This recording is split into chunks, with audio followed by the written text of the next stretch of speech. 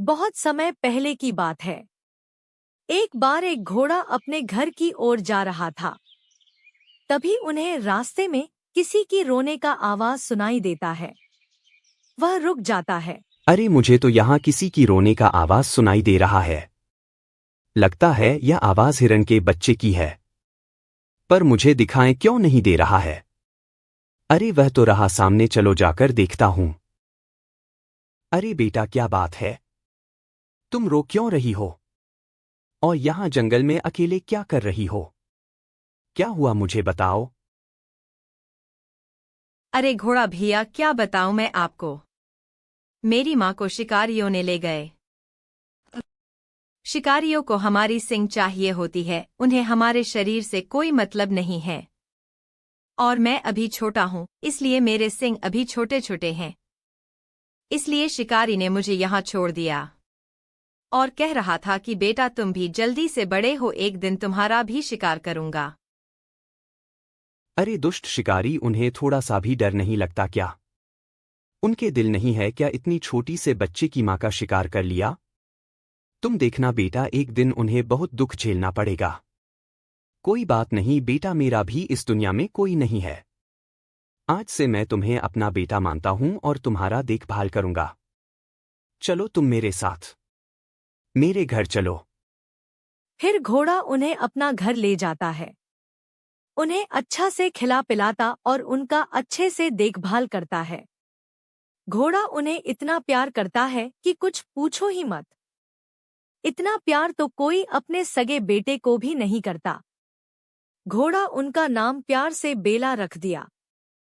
देखते ही देखते बेला कुछ सालों में बड़ी हो गई और अब वह अकेले जंगल में घूमने के लिए और मौज मस्तियां करने के लिए जाने लगी। एक दिन बेला को जंगल से लौटते वक्त लेट हो जाती है। इधर अंधेरा होने को आ जाती है। घोड़ा उनका इंतजार कर रहा होता है। घोड़ा को इस बात का डर सदा रहा था कि कोई बेला का शिकार न कर ले, क्योंकि जंगल में कई प्रकार के खतरनाक जानवर रहते हैं। आने दो आज उसे, आज से उसका बाहर आना जाना बंद और खाना पीना भी। देखता हूं मैं कैसे बचता है। वह आजकल बहुत शरारती हो गया है। मैंने उसको कई बार समझाया है कि अंधेरा होने से पहले आ जाना, लेकिन वह मेरी बात नहीं सुनती है। आने दो, आज फिर बताती हूं। अरे दादा, क्या बड़बड़ा रहे हो आप? इतना तो आज पता चली गया कि मेरे जाने के बाद आप कितना गुस्सा करते हो। अच्छा, मैं गुस्सा करता हूं। देखता हूं तुम आज से कैसे बाहर जाते हो। आज से तेरा बाहर आना जाना बंद। तुम्हारे सिवा और है ही कौन मेरे इस दुनिया में।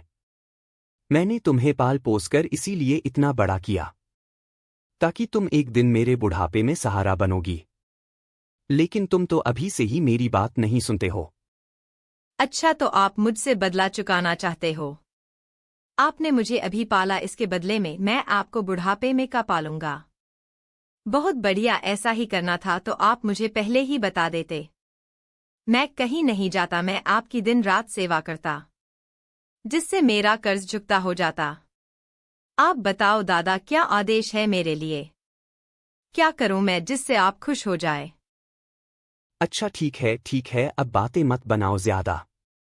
मुझे तुम पर दया आ जाता है, इसलिए मैं तुम्हें छोड़ देता हूं। अब जाओ, अंदर फल रखे हैं, जाकर खा लो और आगे से ऐसा गलती मत करना। ठीक है दादा, आप मेरे सबसे अच्छे दादा हो। जाता हूं मैं। किसने खाए हैं मेरे फल? जल्दी बताओ, किसने खाए हैं मेरे फल?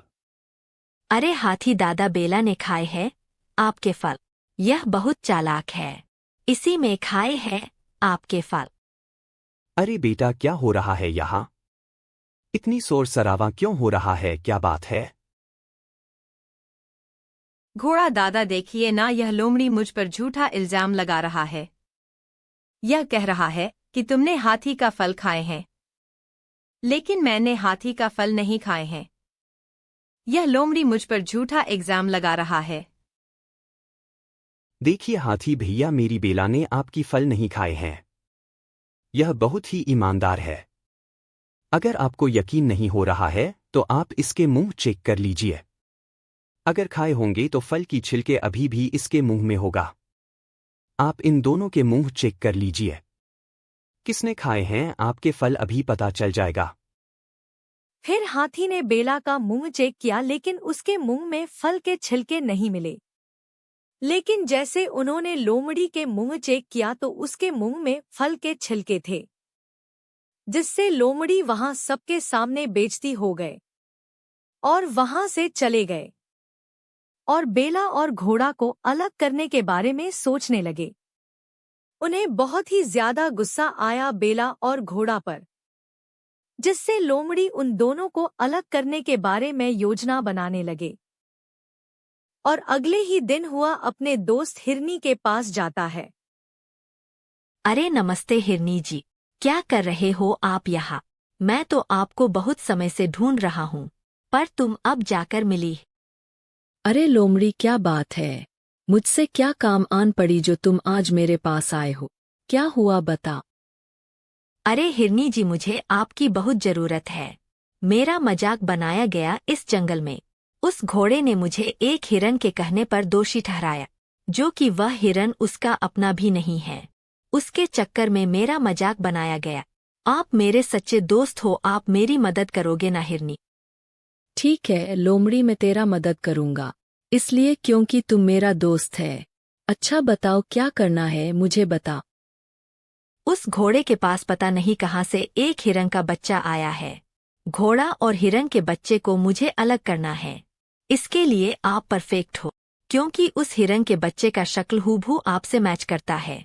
आपको बस करना इतना है, आपको मेरे साथ उस घोड़े के पास जाना है और उसे कहना है कि यह बच्चा मेरा है, मैं इसकी माँ हूँ, मेरा बच्चा मुझे दे दो। और आपका है भी नहीं कोई इस दुनिया में, इसलिए आप अगर उन्हें अपने पास रखेंगे तो आपके बुढ़ापे में वह आपका सहारा बनेंगे। इससे आपका भी फायदा होगा और मेरा काम भी हो जाएगा। बात तो तुम ठीक कह रही हो लोमड़ी, मैं तुम्हारी मदद करने के लिए तैयार हूँ, चल। फिर हिरनी और लोमड़ी घोड़ा के पास जाता है। घोड़ा ने जैसे ही लोमड़ी को देखा वह समझ गया कि यह जरूर कुछ ना कुछ करने वाला है, इसलिए वह सतर्क हो गया। अरे लोमड़ी, आज तुम कौन सा नाटक खेलने वाली हो? उस दिन का बेइज्जती तुम्हें याद नहीं है क्या? और यह क्या आज तुम साथ में एक हिरनी को भी लाई हो? यह हिरनी देखने में तो बेला की माँ जैसी लग रही है। लगता है आज तुमने पहली बार सही सोचा है घोड़ा, यह बेला की माँ ही है। और हाँ घोड़ा, अब तुम बेला को मुझे सौंप दो। अब मैं इसकी परवरिश और देखभाल करूंगी क्योंकि मैं इसकी माँ हूँ। लगता है तुम्हें बार बार अपनी बेइज्जती करवाने में मजा आता है। तुम्हें पता नहीं है बेला की माँ को शिकारी ले गए हैं और यह इसकी माँ नहीं है, तो चुपचाप यहाँ से चले जाओ, वरना फिर कहीं लेने के देने ना पड़ जाए। समझे तुम लोमड़ी? फिर हिरनी और लोमड़ी वहां से अपने मुंह लटकते हुए चली गई। हिरनी को अपनी बेइज्जती बर्दाश्त नहीं हुई और वह घोड़ा और उस हिरण के बच्चे को अलग करने के बारे में सोचने लगी। लोमड़ी, तुम जल्दी कुछ सोचो, अब मेरा भूख प्यास सब मिट गया है। जब तक मैं उस घोड़े और बेला को नहीं अलग कर देता, तब तक मुझे चैन नहीं मिलेगा। अब तो इसका बस एक ही उपाय है। अब हमें जंगल में पंचायत बिठाना पड़ेगा और जो शेर खान फैसला लेगा वही होगा, क्योंकि अगर जो शेर खान का फैसला नहीं मानेगा वह शिकार हो जाएगा। और मुझे लगता है जहाँ तक यह फैसला हमारे पक्ष में ही होगा, क्योंकि तुम एक हिरनी हो और एक के हिरनी के बच्चे को एक हिरनी ही अच्छे से पालन पोषण कर सकती है। इसलिए तुम चिंता मत करो, कल फैसला होगा और वह भी हमारे ही पक्ष में। फिर अगले दिन दोनों पक्ष को बुलाकर जंगल में फैसला हुई। शेर खान ने दोनों तरफ की फैसला सुन लिए थे और उन्हें निर्णय लेने में कठिनाई आ रही थी, क्योंकि दोनों तरफ का पल्ला इतना भारी था कि वह कोई निर्णय लेने में सक्षम नहीं हो पा रहा था। तभी उनके दिमाग में एक आइडिया आता है। मैं एक काम करता हूँ, बेला को इस नदी में बहा देता हूँ। जो भी इसे पहले बचा पाओगे बेला उसके साथ रहेगा। क्या हिरनी तुम्हें यह फैसला मंजूर है? हाँ, मुझे मंजूर है। शेर महाराज, मुझे पक्का यकीन है कि मैं बेला को पानी में डूबने से पहले बचा लूंगा। मुझे यह निर्णय मंजूर है। नहीं नहीं शेर महाराज, आप ऐसा मत कीजिए। आप बेला को इस हिरनी को सौंप दीजिए, मुझे मंजूर है। लेकिन आप बेला को पानी में मत फेंकिए, वह अभी छोटी है और उन्हें तैरना नहीं आता है, वह डूब जाएगी। मैं इतनी छोटी सी बच्ची को कष्ट में नहीं देख पाऊंगा।